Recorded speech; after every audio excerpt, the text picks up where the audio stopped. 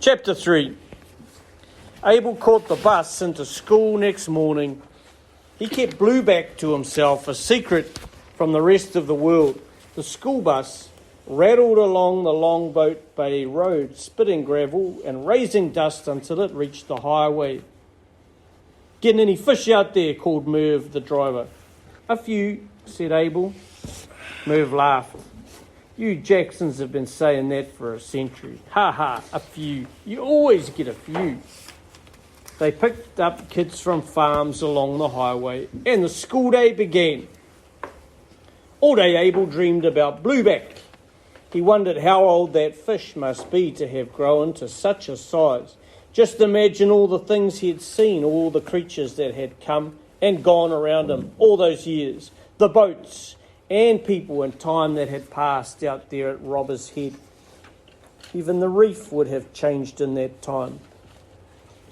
Abel knew that if you cut down a carry tree, you could see it's aged by the growth rings in the timber. You could even tell the changes in seasons, see the droughts and the good years written into its heart. People spoke to each other. They told stories and remembered. But a fish was different. All its years were secret, a mystery. He wondered if a fish even remembered. When a fish died, did all those years just vanish? Abel thought about it for hours. He got into trouble with the teacher for daydreaming again. He was given 100 lines. "I must not daydream in class. I must not daydream in class. I must not." But after 50 lines or so, he went back to thinking about Blueback and never actually finished. The teacher sent him home with 100 more. After school, Abel collected the eggs and changed the ducks' water. The ducks swam in an old pink bathtub. Their water went greeny black after a few days and stank to high heaven. Bailing it out was a messy job, but he liked to hose those ducks down after the bath was refilled. They stood with their chests out as he drilled them with hose water. They looked like silly fat businessmen in white suits.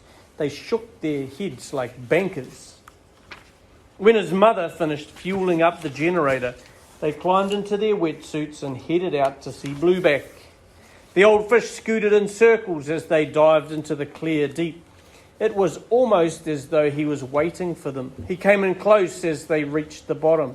Abel stretched out and touched him under the chin. Blueback's eyes rolled, watching him. His fins vibrated. Abel felt the enormous weight of the fish's body as it brushed him. His mother floated nearby, her hair like kelp above her. Up and down they dived, stretching each lungful of air while Blueback hovered around, checking them out. In the end, Abel found that he could hold out a hand to Blueback's big blunt snout while the fish pushed him backwards through the water. It was nerve-wracking at first because Blueback was strong enough to crush him against the reef or even grab his arm and drag him over the dark drop-off where the water went all hazy, deep as deep. But the boy and the fish fooled around safely in silence, back and forward, familiar as old friends. Abel rode home in the boat with his head buzzing. By the open fire, Abel did his homework. One day he decided, "I'll study fish until I know what they think. I'll become an expert." He looked up at the mantelpiece and the old photo of his father.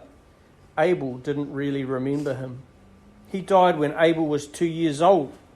But the bay and the garden and the house were like a memory of him.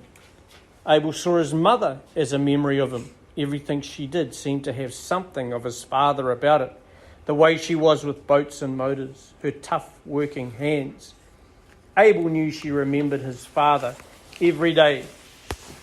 Near the orchard, there was an old peppermint tree with a deep fork in it. His mother kept a candle there and some pearl shells and a dolphin he once carved from driftwood. Some days she stayed up at that tree for hours, crying sometimes, thinking, remembering. Abel's father had been a pearl diver. Every year he went north for the pearling season. He came back with the year's money and swore he would never go back again, never go back. It was boring work, he said, but he always went back. And then one year, a tiger shark took him. The crew of the lugger pulled in his air hose to find no one at the end of it. They found his fins on the murky bottom of Roebuck Bay, but his body was never recovered. As well as wondering what fish thought, Abel also wondered what dead people thought. Both things were mysteries. They tied his mind up in knots, but he never gave up wondering.